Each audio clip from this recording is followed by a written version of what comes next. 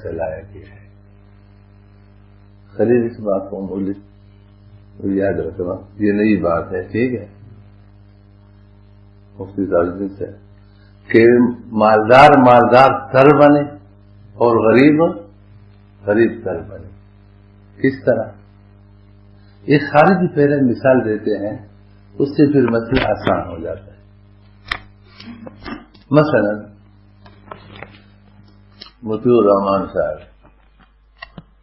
اس نے 50 لاکھ کی کپڑے کی دکان کھولی اور اس کا نام رکھا موتی کلاتھ ہاؤس. موتی کلاتھ کپڑے پہ تھے. ہاں، اس کو اللہ کا نام پہ رکھنے کے عالم ہے نا، خیال ہے. تو موتی کلاتھ ہاؤس. اب یہ موتی کلاتھ ہاؤس کے نام سے جو کاروبار ہے، اس کے کتنے مالک ہیں؟ ایک مالک. ان کو کاروبار میں وسعت دینے کے لیے مزید سرمایہ کی ضرورت پیش آئی. انہوں نے مولانا کیا نام، مولانا افضل صاحب سے 10 لاکھ روپے لیے. کتنے لے؟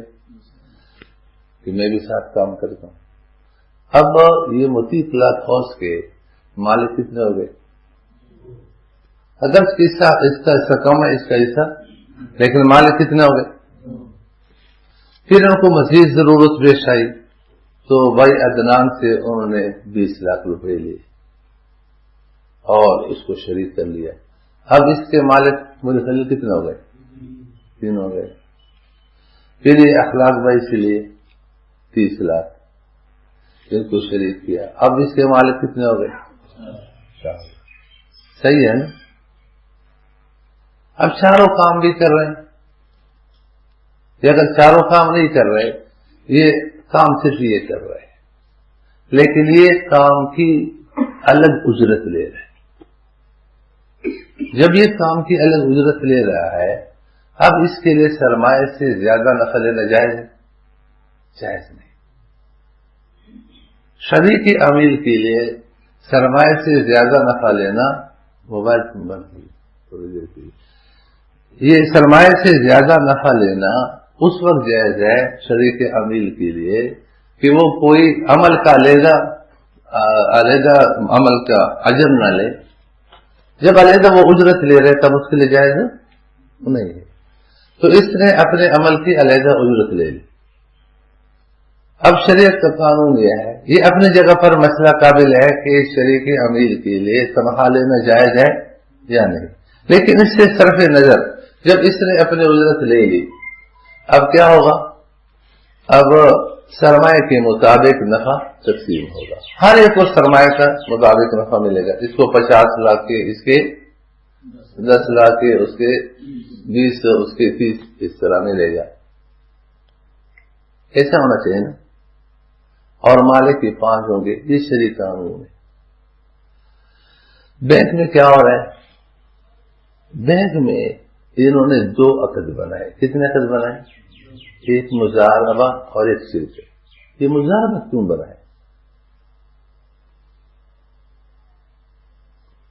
شرکت تو سمجھ میں آ گئی، جس نے پہلے بینک بنایا، پیسے ڈالے، پھر دوسرے سے پیسے لے، تو یہ شرکت ہو رہی ہے. کیا ہو رہی ہے؟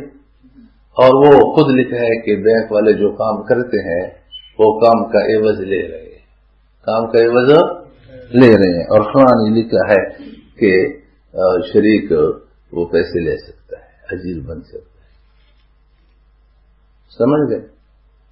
تو یہ مزاربت کیوں یہاں پر نکالا؟ یہ حضرات فرماتے ہیں کہ یہ جو بینک مزارب ہے یہ شخص قانونی کیا ہے، اور یہ شخص قانونی عبد معزون کی تجارت کے حکم میں. کس کے حکم میں؟ لیکن آپ لوگ جانتے ہیں کہ جس کا غلام ہوتا ہے وہ اپنے غلام سے مزاربت کرے، پیچھے مانا جا رہا، اس لیے کہ غلام بھی اس کا ہے اور غلام کی ساری کمائی بھی اسی کا ہے. اس لیے اپنے غلام سے آپ مزاربت نہیں کر سکتے. اس کا کوئی فائدہ ہی نہیں. تو جب مالک ایک کا تو اس وقت عبد معزوم یہ موتیق لاکھ ہاؤس جو نام ہے یہ شخص قانونی ہے اور یہ عبد معزوم کی تجارہ ہے. تو اس غلام کا مالک بھی ایک تھا. جب شریک کتنے ہو گئے تو عبد معزوم کے مالک بھی کتنے ہو گئے؟ 4 ہو گئے. تو اپنے غلام سے مزاربت سے مانا جا رہا ہے. چلو مزاربت صحیح ہے. اس مزارب کو جو حصہ مل رہا ہے وہ حصہ کہاں جا رہا ہے؟ جو نفع مل رہا ہے نا وہ نفع کہاں جا رہا ہے؟ اس کا حصہ جو ہے تو اس کے جو مالک ہے ان میں تقسیم ہونا چاہیے. کس میں ہونا چاہیے؟ ان میں تقسیم ہونا چاہیے. تو ان میں کوئی تقسیم ہی نہیں ہو رہا ہے. اب یہ جو سب سے پہلے جس نے زیادہ پیسے لگائے ہیں وہ جو یہودیت کا فارمولہ ہے سرمایہ لگا وہ اس کا فارمولہ یہ ہے کہ یہ عبد معزوم شخص قانونی کا مالک یہی ہے, دوسرے مالک نہیں ہے. اس لیے اپنے عمل کی اجرت بھی لے گا اور اپنے سرمایہ کا پورا نفع بھی لے گا. دوسرے سرمایہ سے اس عبد معزوم کی تجارہ کے بہانے سے آدھا نفع ان کو دے گا, آدھا نفع اس کا یہ بھی لے گا. یہ سرمایہ دارہ نظام کا فارمولہ ہے اور یہ بینکوں میں جاری ہے. ورنہ مزاربت سے مانا جا رہا عبد معزوم تو سب کا ہے. اسی طرح پر آپ سنتے ہیں کہ بینک کا مالک آ رہا ہے. یہ بات میں کیسے مجھے جسم خان سے فون آیا کہ اسلام آباد میں سیمینار ہو رہا ہے, اس میں بینک کا مالک بھی آ رہا ہے. میں نے تو بینک کا ایک مالک کہا ہے, جس نے بینک میں پیسہ لگایا وہ سب بینک کے کیا ہو گئے؟ مالک ہو گئے. تو ایک مالک کہاں ہے؟ لیکن سرمایہ دار نظام کا جو اصول اور فارمولہ ہے وہ یہ ہے کہ جس نے پہلے بینک بنایا ہے مالک وہی ہوگا, دوسرے مالک نہیں ہوں گے. ایک صاحب نے مجھ سے بات کی تھی اور وہ بات جب اس نے مجھ سے کی تو اسٹیٹ بینک کا مینیجر رہ چکا ہے پرانا, اب جماعت میں لگا ہوا ہے. تو وہاں مدرسے میں ہم نے ان کو بلوایا تو انہوں نے کہا کہ اسلامی بینک کی جو تھیوری ہے وہ صحیح ہے اور پریکٹیکل غلط ہے. تھیوری کسے کہتے ہیں؟ مجھے خلیل بتا دے گا, اس کو ایبلٹی سے کچھ دلچسپی. تھیوری مطالب کہتے ہیں شاید. یہ سن کر کے میں نے کچھ سیدھی باتیں یاد کی ہیں. فلسفے کو اچھا خاکہ. ہاں تو میں نے کہا ہمارا کلام تو سارے خاکے میں چل رہے کہ خاکہ غلط ہے, آگے عمل کی طرف ہم گئے ہی نہیں. لیکن چلو آپ بیان کریں. جب اس نے بیان کیا تو میں نے کہا انہوں نے بینک بنا دیا, اب یہ دوسرا تیسرے سے شرکت کر رہے تو اس کا طریقہ بتاؤ. کہتا وہ شریک تھوڑی ہوں گے, وہ تو شیئر ہولڈرز ہوں گے, مالک یہی ہوگا. اور یہ ہر مہینے اپنے ثوابدید پر, اور اگر 2 مالک ہیں تو وہ 2 آپس میں مشورہ کر کے اس کو نفع دیں. پھر خود کہا اسلام میں تو مشورے سے نفع نہیں ہے, وہ تو تحقیقی نفع ہے, حساب کر کے نفع دو. تو یہ ایک نظام ہے کہ جن 2 نے پہلے مرتبہ دکان کھولی ہے اب کتنوں کو بھی پیسہ لے کر کے شریک بنائیں گے تو مالک وہی پہلا ایک ہے یا 2 ہے وہی مالک ہوں گے, دوسرے مالک نہیں ہوں گے. اگر دوسرے مالک بن گئے تو پھر تو وہ شخص قانونی میں بھی مالک بن گئے, عبد معزوم بھی مالک بن گئے. تو مزاربت کیا ہے؟ اب یہاں پر انہوں نے مزاربت کا عقد جاری کیا ہے. کیوں جاری کیا ہے؟ یہ مزارب کا نفع کدھر جا رہا ہے؟ آدھا لے رہے ہیں نا, ہر ایک کے ساتھ جاتا ہے. کسی کو نصف دے رہے, کسی کو 20% دے رہے, کسی کو 30% دے رہے, باقی خود لے رہے. تو یہ جو نفع یہ لے رہے ہیں مزارب کا نفع کدھر جا رہا ہے؟ اگر آپ کے عبد معزوم سب کا ہے تو سب کو اس کا نفع دو کہ یہ تو آپ کے سرمایہ کا آدھا نفع ہو گیا اور عبد معزوم سے جو آپ سے لیا ہے تو یہ کیا مطلب کہ لیا پھر واپس دیا تو لو مت. یہ کوئی شرکت ہے, جتنا نفع ہوگا سرمایہ کی تقسیم ہو. بولے چلیے آپ کو سمجھ میں نہیں بات آئی, سمجھ گئے نا؟ یہ مزاربت کا درمیان میں کیسے لگایا؟ یہ مجھے جب فون کیا کہ مالک ایک ہے تو پھر میرا زندگی ہے کہ بھائی مالک ایک کیسے بن گیا؟ جتنوں سے پیسہ لیا ہے وہ سب کیا ہو گئے؟ مالک بن گئے. جن سے سب مالک ہوئے نہیں ہوئی. تو جب سب مالک ہوئے تو شرکت ہوئی ان کی آپس میں. اب شخص قانونی کو ہم مضارب کیوں بنا رہے ہیں کہ یہ عبد معزوم سے تجارت کے حکم میں ہے اور اس کو یہ تجارت میں دے رہے. ملا آپ کو سمجھ میں نہیں آ رہا. اس لیے آپ اس سے پوچھ رہے کون سے کہ ایک مالک کیسے ہو گیا؟ ایک مالک ہوا کیسے؟ مفتی جمیل سے سمجھ رہے ہیں نا؟ یہ اس لیے مفتی غلام رحمان سے بھی کہا کہ اس پر بھی ہمیں غور کرنا ہوگا کہ کہیں ایسا تو نہیں کہ ہمارا یہ نظام سودی نظام کے لیے سہارا تو نہیں بن رہا. اس پر بھی غور کرنا ہوگا. یہ کوئی ایسا میدان نہیں ہے کہ آنکھیں بند کر کے اس کے چلو کہ ہم سود کو مٹانے کے لیے میدان میں ہے. ایسا نہ ہو کہ سود کو مٹاتے مٹاتے خود سود کے اندر گھس جائیں. بات سمجھ میں آ گئی؟ اس کو تھوڑا سا یہاں آخر میں لکھا ہے ابھی جدید کون سا صفحہ ہے؟ 111 صفحہ نکالیں. اس کتاب میں 111 صفحہ نکالیں.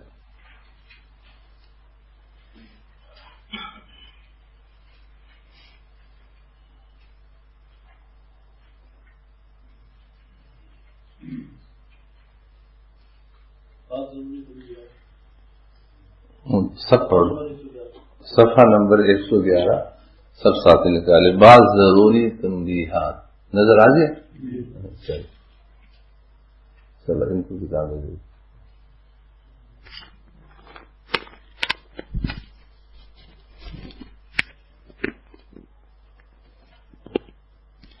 اچھا مولانا ایک بات یاد رکھیں یہاں پر تھوڑا سا وہ تمبیہ نمبر 1 میں لکھا ہے. ہم سے لوگ کہتے ہیں تم نے متبادل پیش نہیں کیا. یہ بھی بڑا ان کا یہ حملہ ہے.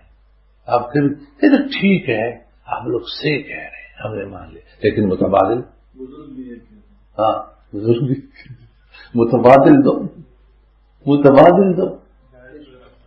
ہاں.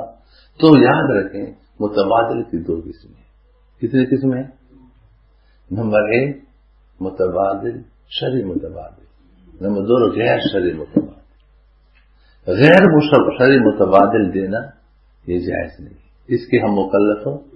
ہم کس کے مکلف ہیں؟ ایک بات ذہن میں آ گئی یہ یاد رکھنا. نمبر 2 علماء کے ذمہ شرعی متبادل بتانا ہے. شرعی متبادل دینا نہیں. ہم آپ کو شرعی متبادل بتاتے ہیں کہ شرعی متبادل یہ ہے کہ مزاربت کرو تو ان شرائط کے ساتھ کرو, شرکت کرو تو ان شرائط کے ساتھ کرو. ہم اس کے مکلف نہیں ہیں کہ ہم مولانا موتی الرحمان کو پیش کریں کہ یہ مضارب ہے اس کو پیسے دو. عملی طور پر دینے کہ ہم مکلف ہو نہیں.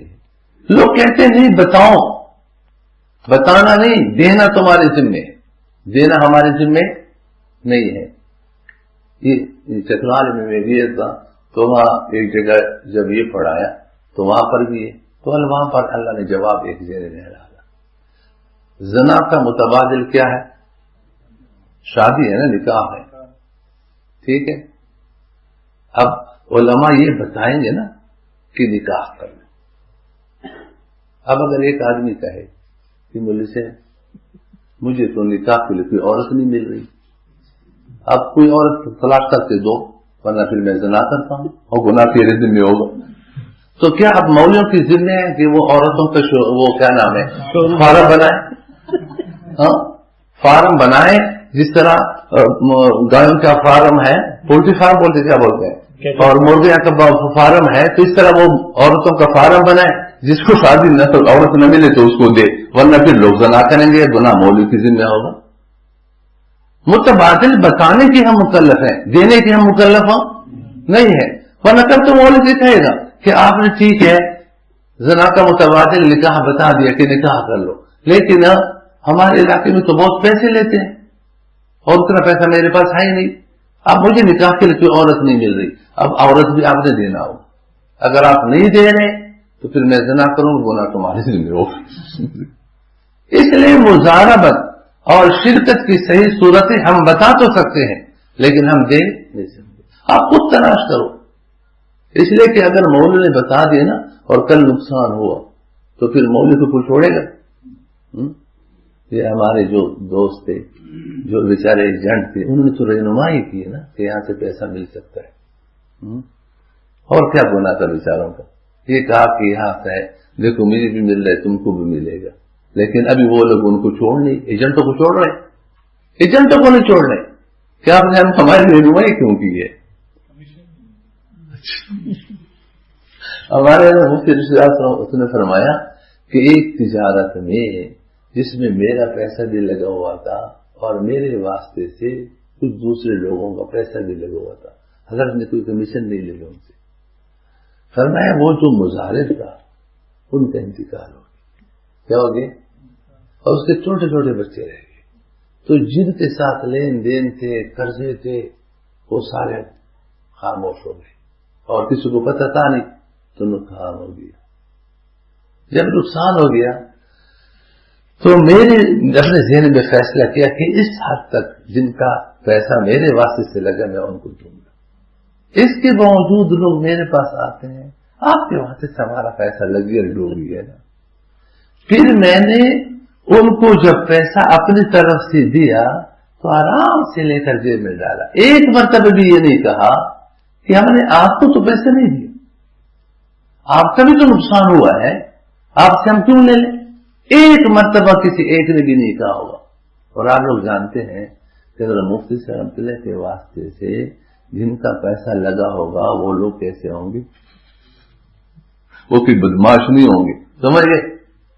آج لوگوں کا یہ حال ہے کہ آپ کے واسطے سے پیسہ لگ جائے, اگر نفع ملتا رہے آپ نے میرے آنکھیں کھول دی. اس نے ایک بوڑھے کو اسکرین کھلایا, کہتے ہیں مجھے اب رات کے اندر میرا راستہ نظر آ رہا ہے, آنکھیں میرے کھل گئی اسکرین کے آنے سے. سمجھ تو یہ ہے کہ نفع ملتا ہے تو خوش ہوتے ہیں کہ مجھے نفع مل رہا ہے, اور جب نقصان ہو گیا کہتا آپ نے کہا تھا, آپ نے کہا تھا, آپ نے کہا تھا. جب تک آپ واپس نہ لوٹائیں اس وقت آپ کو معاف نہیں کرتے.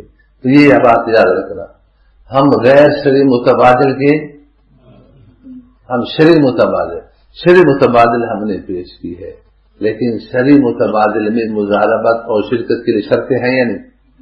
اور یہ شرطیں ہم نے نہیں لگائی, شریعت نے لگائی, شریعت نے لگائی ہے. ابھی آپ لوگ کے آنے سے ابنا نے ایک بڑی عجیب بات کہی کہ کبیر والا نے کہا کہ جب کسی کا دوسرے قسم میں قرض ہو تو اس میں اس پر زکوٰۃ ہے یا نہیں؟ تو جب زکوٰۃ ہے تو یہاں پر بھی اگر کسی کا دوسرے قسم میں قرض ہے تو یہاں پر اس کا بھی مزاربت میں اس کا حساب لگانا بھی صحیح ہونا چاہیے. قرض میں پھر زکوٰۃ کیوں ہے؟ پھر وہ دیانات کا مسئلہ ہے, یہ معاملات ہیں. پھر وہ اللہ تعالیٰ نے فرض کیا تو اللہ سے پوچھے, اور یہاں تو اگر وہ قرض حساب کریں گے تو دوسرے کا حق اس کو دیا جا رہا ہے. اور نفع کا استحقاق کے اسباب کتنے ہیں؟ 3 ہے, مال ہے یا زمان ہے. اور مزاربت میں شرکت میں شریعت نے فیصلہ کیا ہے کہ جس کا جتنا سرمایہ ہوگا زمان اتنا ہوگا. اگر کوئی زبان سے یہ بھی کہے شریک, کوئی شریک یہ بھی کہے کہ خود اس کے سامنے معلوم والی کتاب میں لکھے, ایک شریک نے یہ کہا کہ پورا نقصان میرے ذمہ ہے, تو بھی اس قول کا اعتبار نہیں ہے.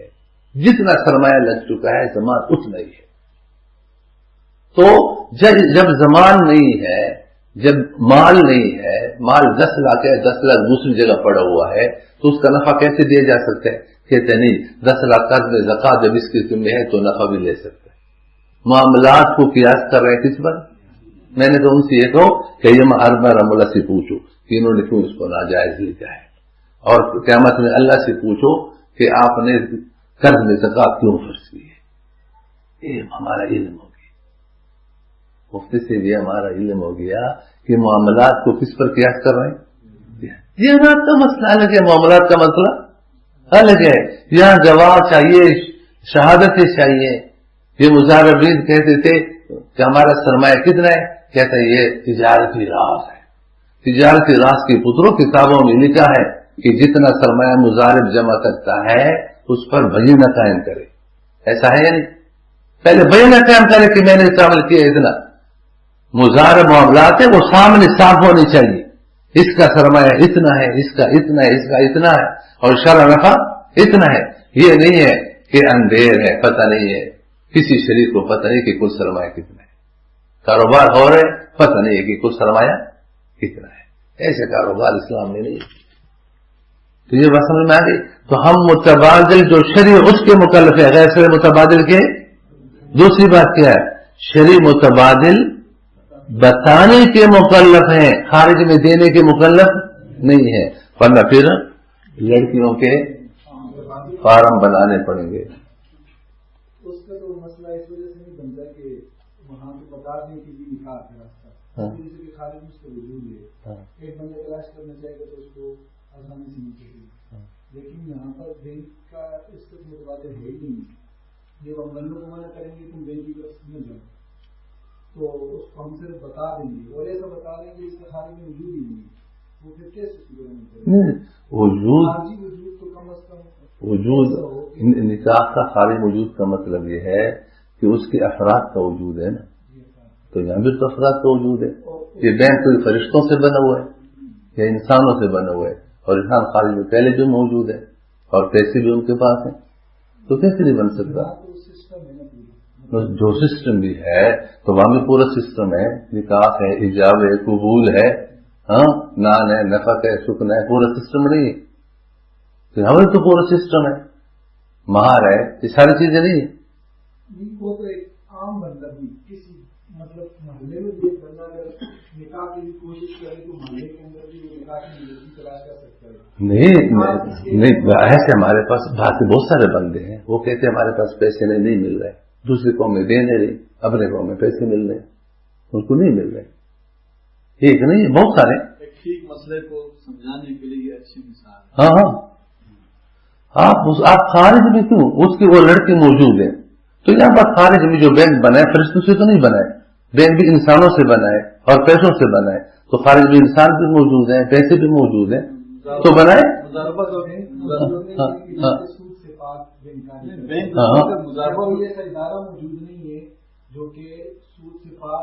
بنائے ہم تو کہتے بنائے نا، جیسے نکاح بنائے کس طرح ہم کہتے بنائے. اصول ہم دے رہے ہیں وہ بنا لیں. ہم تو کوئی میدان میں ہے شرکت اور مضاربت بتا رہے ہیں. ہاں بالکل تو جائز بھی موجود ہیں، بالکل موجود ہے مارکیٹ میں. ہاں چھوٹے سطح کا ہوں. ہاں احناف ویسے بہت بڑے طرف جانے کو پسند نہیں کرتے ہیں. بالکل. مفتی اقبال حسن سے فرمایا کرتے تھے کہ پاپڑ بیچو، ناجائز نہ کرو اور اس میں مضاربت بھی کرو. ہاں مسلمان تو کچھ بھی کرو. ہاں جی کیا یعنی اس وقت کی صورت آ رہی ہے کہ جو مقتدر طبقہ ہے جن کے ہاتھ میں کنٹرول ملک کا، وہ تو بنانے سے رہے، وہ تو کہنے ہماری پیس چلا رہا ہے. تو عوام جو ہے وہ اب کیا کرے گی؟ علماء کو کہتے ہیں کہ تم ادھر جاؤ نہیں، یہ ناجائز ہے.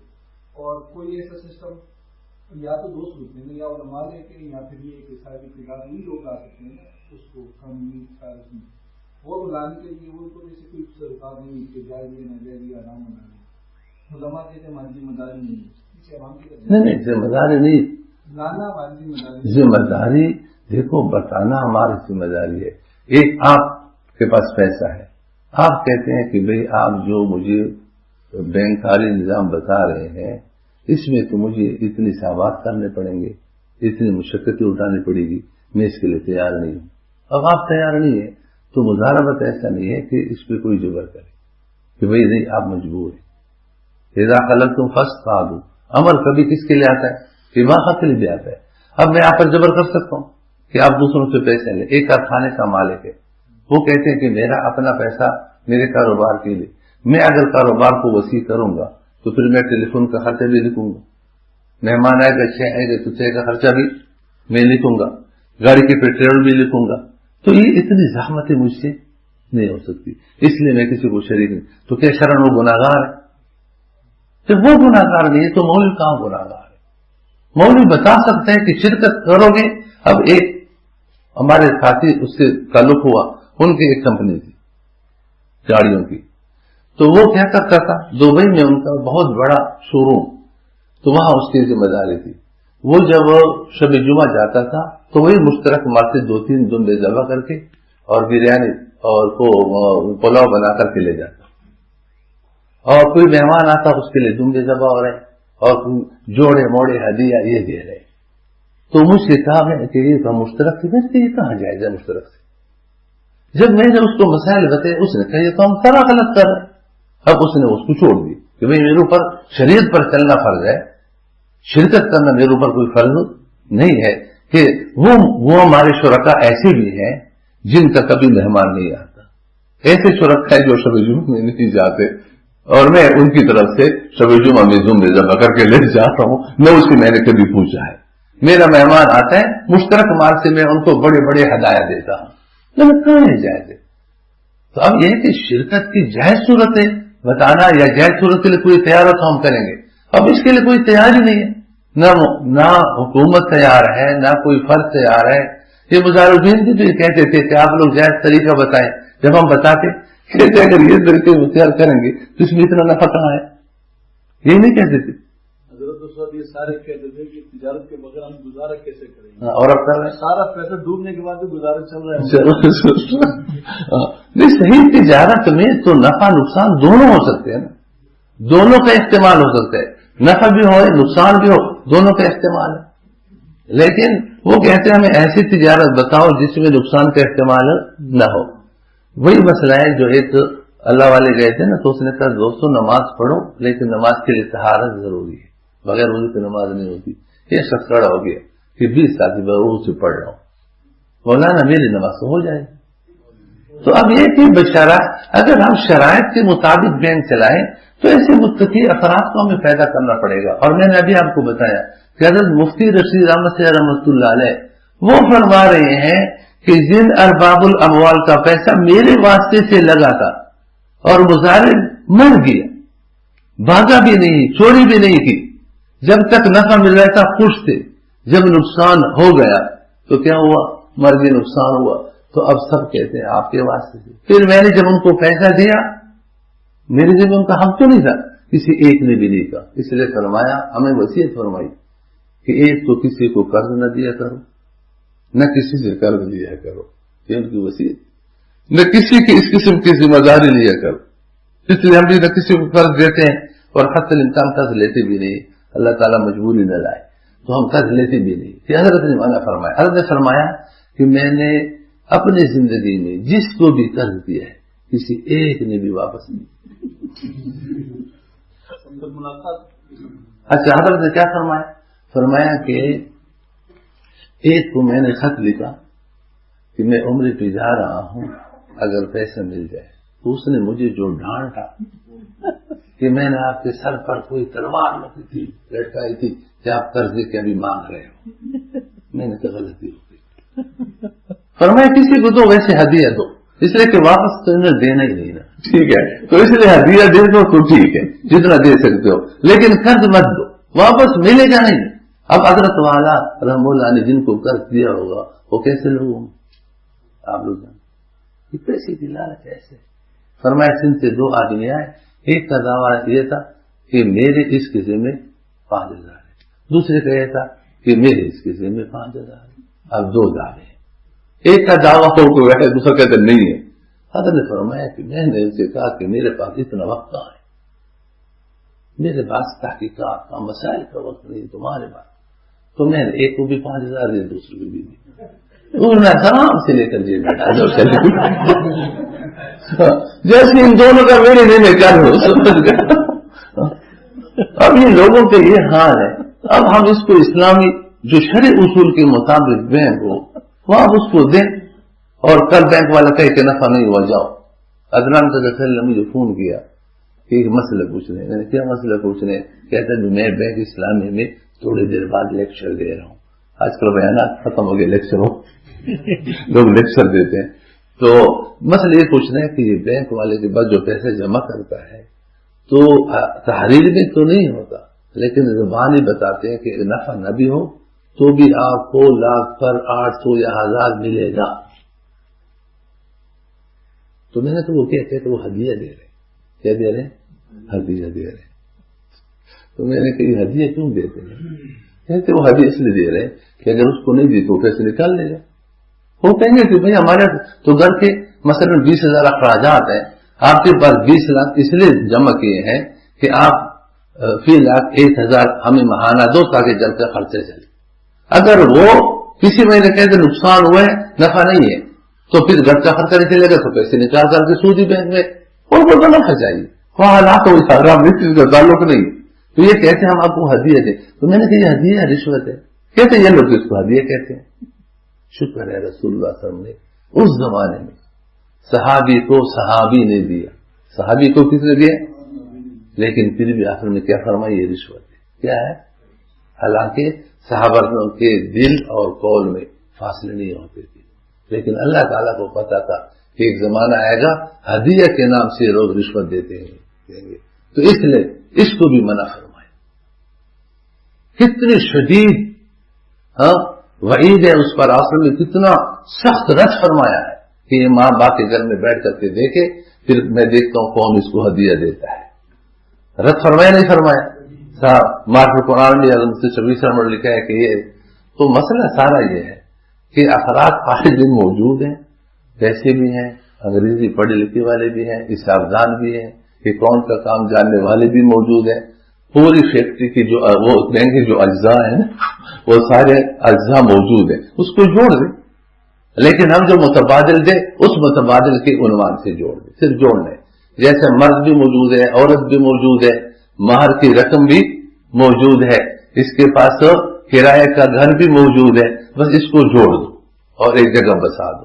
تو یہاں پر اس طرح پیسے بھی موجود ہیں، افراد بھی موجود ہیں، لیکن شرعی حدود کے تحت اس کو جوڑ دیں. لیکن اب شریعت کی حدود پر کوئی آنے کے لیے تیار نہیں. آپ ہی اگر کوشش کر لیں لے آؤ پیسے لے آؤ ہم کوشش کرتے لے آؤ اس لیے کیا بہت اچھی بات ہے، لے آؤ پیسے.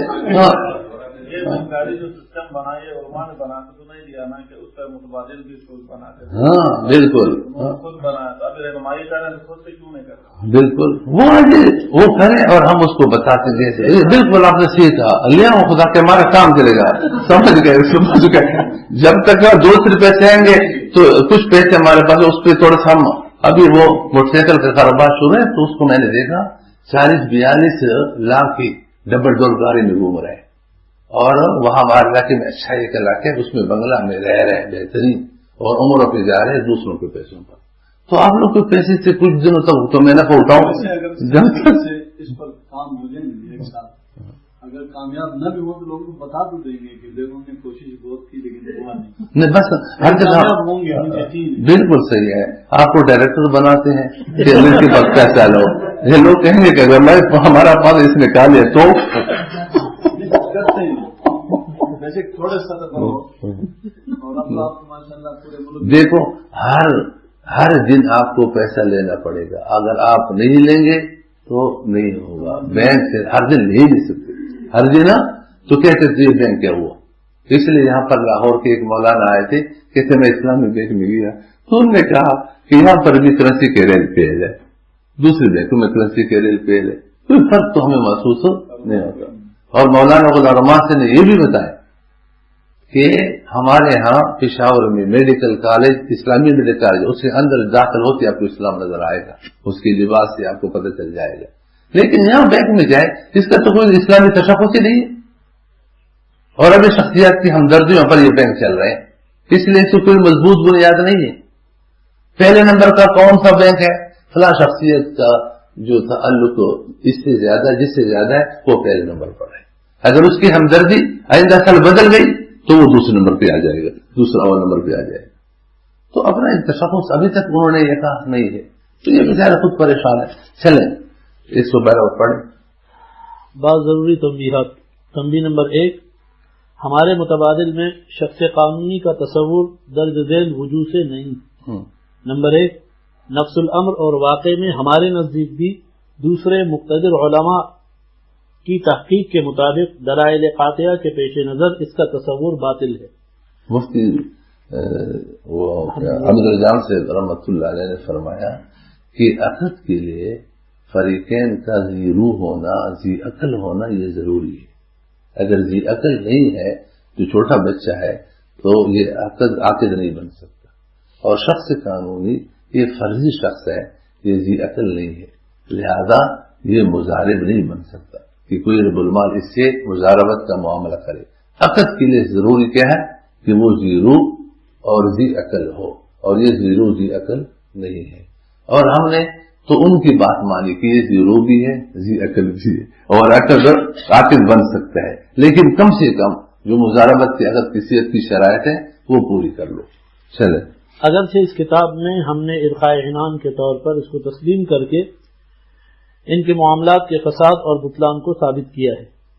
نمبر 2 شخص قانونی کے تصور سے بعض شرکاء پر ظلم ہے کہ ان کے سرمایہ کا آدھا نفع ایک فرضی تصور کی بنیاد پر ان سے لے کر دوسرے بعض ان شرکاء کو دیا جاتا ہے جو سرمایہ دارانہ نظام کے ماحول کے پروردہ اور پوری اس انسانیت کی دولت پر قبضہ کرنے کے خواہاں ہیں۔ تنبیہ نمبر 2 شخص قانونی کا تصور کس لیے؟ شخص قانونی کا تصور اس لیے ہے تاکہ سرمایہ دارانہ نظام کو ان اسلامی نامی بینکوں میں پورا تحفظ ملے۔ تفصیل اس کی یہ کہ اگر مشترک کاروبار کے لیے شخص قانونی کا وجود ضروری ہے اور یہ کاروبار میں شریک افراد کے لیے بمنزلہ عبد معدون فی التجارہ ہے، تو پوچھنا یہ ہے کہ اس کی کیا دلیل ہے کہ ان شرکاء میں سے بعض کا تو یہ عبد معدون فی التجارہ ہے اور عقد مضاربہ کے عنوان سے اس کے پاس جو نفع آئے گا وہ ان بعض ہی کو ملے گا، اور سب شرکاء کے لیے عبد معدون فی التجارہ نہیں، تاکہ اس کے نفع سے سب شرکاء مستفید ہوں۔ اس شخص قانونی کی تجویز کی وجہ سے سرمایہ دارانہ نظام کا یہ عجوبہ بھی ماننا پڑے گا کہ مثلا جس کاروبار میں 1000 افراد شریک ہوں تو اس کاروبار کے ملاک 1000 نہیں ہوں گے، بلکہ وہ بعض شرکاء ہوں گے جن کو سرمایہ دارانہ نظام میں شخص قانونی کا مالک بنایا گیا ہے۔ نیز یہ بھی ایک عجوبے سے کم نہیں کہ جن شرکاء کا سرمایہ اور حصہ کم ہے وہ مالک نہ ہوں اور جن کا حصہ زیادہ ہے وہ مالک ہوں۔ دیکھیے کسی کا والد فوت ہو جائے اور اس کے ورثہ میں ماں، بیوہ، بیٹے، بیٹیاں وغیرہ وغیرہ ہوں تو یہ تمام اس کے ترکے اور جائیداد کے ہر جز کے مالک اور اس میں شریک ہے، اگرچہ حصے کا تناسب مختلف ہو، کسی کا زیادہ اور کسی کا کم۔ جبکہ سرمایہ دارانہ نظام کا کمال دیکھیے کہ شخص قانونی کا مفروضہ تراش کر صرف ان بعض کو جن کا حصہ دوسروں سے زیادہ ہے کو مالک بنا دیا جاتا ہے۔ الحاصل شخص قانونی کے تصور اور تجویز کے ذریعے نادانستہ طور پر سرمایہ دارانہ نظام کو تحفظ دینا معلوم ہوتا ہے۔ جو ہم نے بڑوں کو اعتراض سے بچایا، نادانستہ کا لفظ لکار کر کے تاکہ بڑے اعتراض سے کیا ہو جائے، بن جائے۔ ٹھیک ہے، کیونکہ یہ تصور درج ذیل مفاسد بدیہیہ کو مستلزم ہے۔ نمبر 1 مشترک کاروبار اور مشترک عبد معدون فی التجارہ کے بعض منافع سے بعض شرکاء کو محروم کرنا۔ نمبر 2 بعض شرکاء کی ملکیت کو بعض مملوکات میں نہ ماننا۔ نمبر 3 قلیل حصے کے ملاک کو مالک نہ ماننا۔ بات سمجھ میں آ جائے؟ اب یہ دیکھو کتنا بڑا مقصد ہے۔ مفتی جمیل سے آپ ان سے یہ پوچھئے کہ بینک کا ایک مالک کیوں ہے؟ اللہ کے خارج میں کسی دکان میں 10 آدمی شریک ہیں تو اس کے مالک ہی تو ہوں گے۔ یہ وہی یہود و نصارہ مسلمان کا فارمول ہے جس کو چلایا بالکل خود بھی، لیکن مالک وہی ہوں گے۔ اور یہ ایک سیدھی بات ہے، اس مینیجر نے پھر جب یہ بات کہی کہ یہ تھوڑی مالک ہوں گے، یہ شریک ہوں گے، یہ شیئر ہولڈرز ہوں گے، اور اس کو دوسرے جو شروع والے ہیں وہ مشورہ کر کے اس کو نفع دیں، تو پھر میرے بیوقوف اس لیے یہ کہنے کہ مالک یہ ہے۔ ابھی علماء کسی نے اس کو بتایا کہ مالک ایک کیسے ہے، یہ مالک سب ہے، اور یہ عبد معدون کو اڑا دے۔ پھر میں دیکھتا ہوں یہ سرمایہ دار نظام کے یہود و نصارہ کے فارمولے کو توڑے تو صحیح۔ اب ہم جو ہے شلوار کمیسی بنائیں اور اس کو دیں بھائی، اگر ہم میدان میں آ کر کے شرعی اصول اور قواعد، اس کی عظمت نہیں ہے، ان کا ہمارے ذمہ حق نہیں ہے کہ اس کو جاری کریں۔ اب موبائل پر ہم نے تھوڑا سا لکھا ہے آپ کے پاس آئے نہیں آئے؟ نہیں آئے، ان کو دے دو.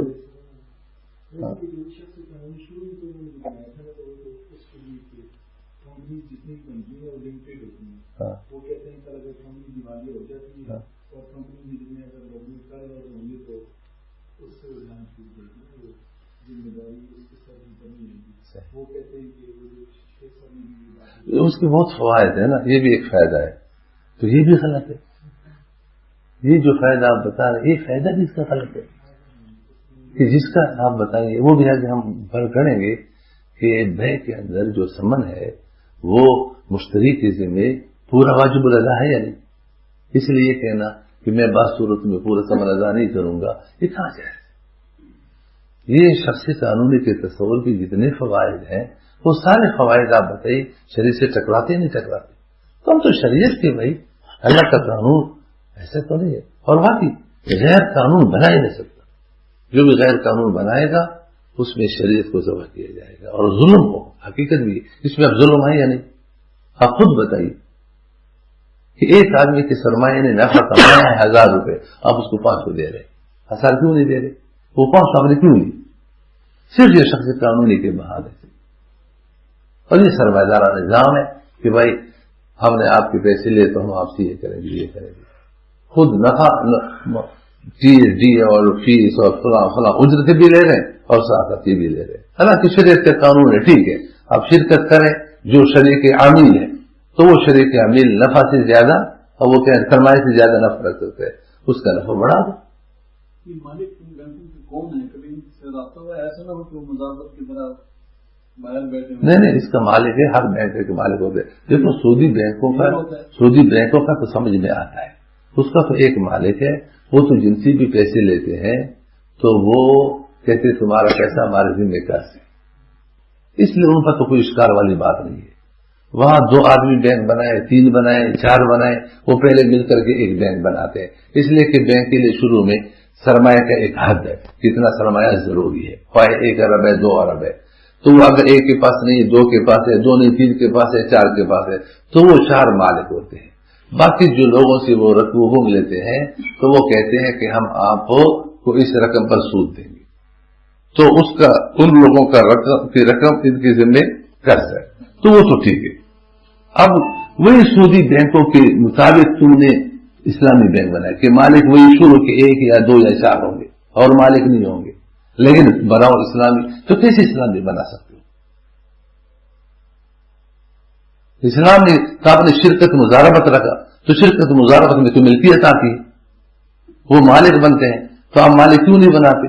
وہ سے جمیل ہے مالک ملکیت ضروری ہے، ضروری نہیں، اور یہ مالک بناتے نہیں.